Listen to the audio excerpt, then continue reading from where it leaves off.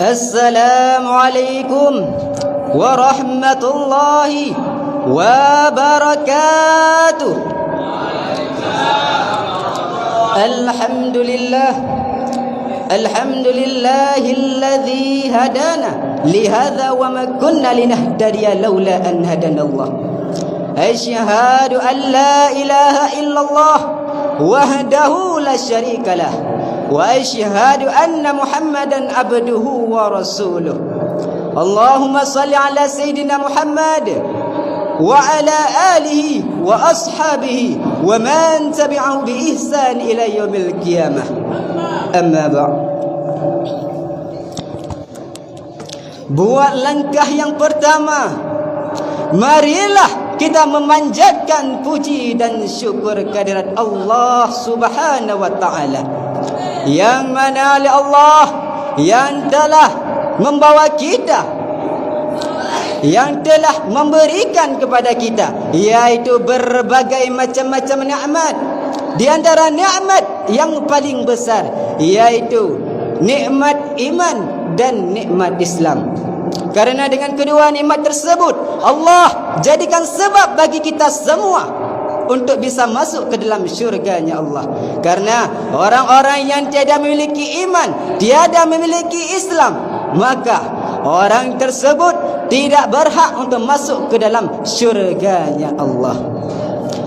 Salawat dan salam mudah-mudahan tetap tercurahkan kepada baginda besar, yakni Nabi Muhammad sallallahu alaihi wasallam, yang mana oleh baginda kita yang telah membawa kita daripada alam menyembah Latta, Uzza dan Manaf hingga alam menyembah Allah Subhanahu wa taala, dan dari alam yang penuh dengan ilmu kejahilan hingga alam penuh dengan ilmu pengetahuan.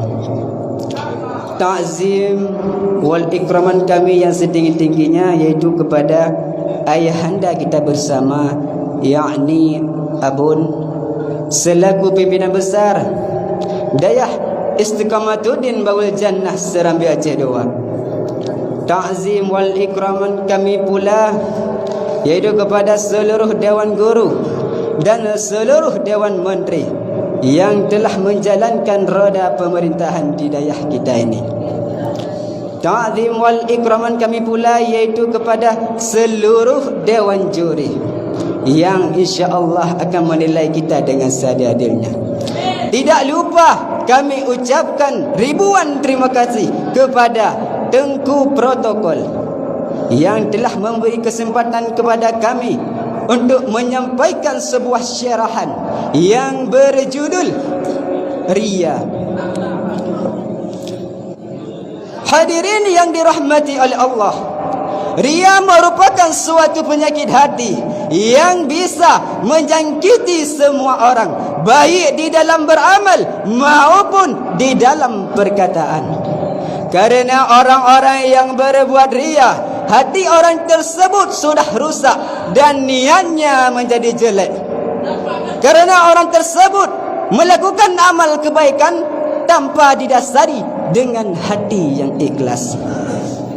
Emang secara lahiriah dia sedang berbuat amal kebaikan, tetapi pada hakikatnya dia beramal hanya untuk mempertontonkan kepada orang lain supaya dipuji orang dan sebagainya.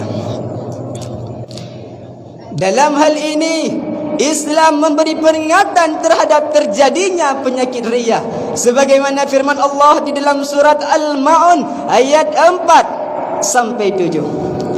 A'udzu billahi minasyaitonir rajim.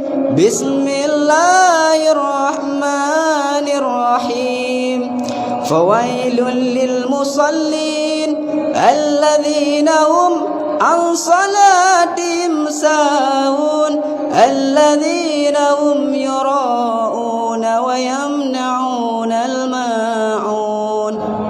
Yang artinya, kecelakaanlah bagi orang-orang yang salat, yakni orang-orang yang lalai daripada salatnya, orang-orang yang berbuat riya, dan orang-orang yang enggan menolong dengan barang yang berguna.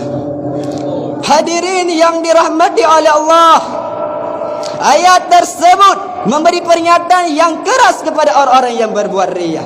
Karena orang-orang yang berbuat riya itu akan celaka di akhirat nanti. Bahkan Rasulullah sangat mengkhawatirkan bila perilaku semacam ini terjerumus kepada umatnya. Sebagaimana sabda Nabi, qala Rasulullah sallallahu alaihi wasallam, inna akhwafa ma akhafu alaikum syirku asgaru. Fasu'ila anhu faqala ar-riya. Nabi bersabda, sesungguhnya yang paling aku takuti di atas umatku ialah syirik kecil. Maka ditanyakan orang, apakah syirik kecil itu? Nabi menjawab, riya. Ali bin Abi Talib mengatakan tanda-tanda orang yang berbuat riya. Qala Ali bin Abi Talib radhiyallahu an, lil murai salasu alamatin. Yaksalu iza kana wahdahu, wa yanshudu iza kana fin nas, wa yazidu fil amali iza usniya alaihi, wa yanqusu iza dumma. Ali bin Abi Talib mengatakan bahawa tanda-tanda orang yang berbuat riya itu ada 3. Yang pertama, malas beramal bila sendirian. Yang kedua, giat beramal bila banyak orang. Yang ketiga, jika dipuji semakin giat beramal dan amalnya berkurang jika dicela. Hadirin yang dirahmati oleh Allah, pada suatu ketika sahabat Umar radhiyallahu an melihat orang-orang yang sedang menjalankan solat dan ia sedang menundukkan lehernya. Maka Umar menegurnya, hai orang-orang yang salat, hai orang-orang yang menundukkan leher, bukanlah khusyuk itu ada di leher, tetapi khusyuk itu ada di dalam hati. Jadi cerita singkat Umar bin Khattab ini bisa difahami bahawa khusyuk itu tidak harus ditampakkan pada sikap ketika beramal, apalagi dibuat-buat biar dilihat orang. Karena orang-orang yang melakukan perbuatan riya ditakutkan amalnya tersebut tidak diterima di sisi Allah. Bahkan Rasulullah sangat khawatir terhadap umatnya yang terjerumus dengan perilaku semacam ini. Dari syarahan singkat ini, kiranya kita bisa mengambil kesimpulan, yaitu perbuatan riya merupakan suatu amalan yang dapat merusak amal baik kita. Bahkan Rasulullah sangat khawatir terhadap umatnya yang terjerumus dengan perilaku semacam ini. Karena orang-orang yang berbuat riya itu akan celaka di akhirat nanti. Mari kita berdoa kepada Sang Kuasa.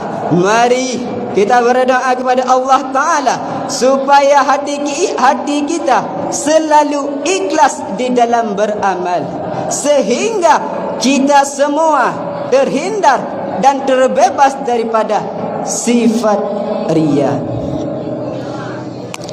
Hadirin yang dirahmati oleh Allah, di dalam dunia ini kita harus berhati-hati di dalam beramal. Jangan sampai di dalam hati kita terselubung, tersimpan dengan penyakit hati yang bernama riya. Karena penyakit tersebut dapat menghilangkan semua pahala yang telah kita lakukan. Bahkan Rasulullah sangat khawatir bila perilaku semacam ini yang bernama riya terjerumus oleh umatnya. Hadirin yang dirahmati oleh Allah, cuma ini yang dapat kami sampaikan. Lebih dan kurang kami mohon maaf sebesar-besarnya. Wabillahi wal taufiq wal hidayah. Assalamualaikum warahmatullahi wabarakatuh. Waalaikumsalam warahmatullahi wabarakatuh.